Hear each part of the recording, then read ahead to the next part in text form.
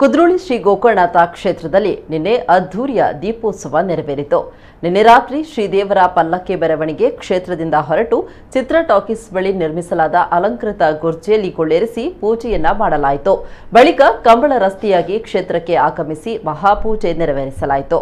ಈ ಸಂದರ್ಭ ಕ್ಷೇತ್ರದ ಆಡಳಿತ ಮಂಡಳಿ ಅಧ್ಯಕ್ಷರು ಎಚ್.ಎಸ್. ಸಾಯಿರಾಮ್, ಉಪಾಧ್ಯಕ್ಷರಾದ ಊರ್ಮಿಳಾ ರಮೇಶ್ ಕುಮಾರ್, ಕೋಶಾಧಿಕಾರಿ ಆರ್. ಪದ್ಮರಾಜ್, ಅಭಿವೃದ್ಧಿ ಸಮಿತಿ ಅಧ್ಯಕ್ಷರಾದ Devendra Pujari, doctor Anasuya Salin, doctor B G Suvarna ಹಾಗೂ ಸಮಿತಿ ಸದಸ್ಯರು ಉಪಸ್ಥಿತರಿದ್ದರು.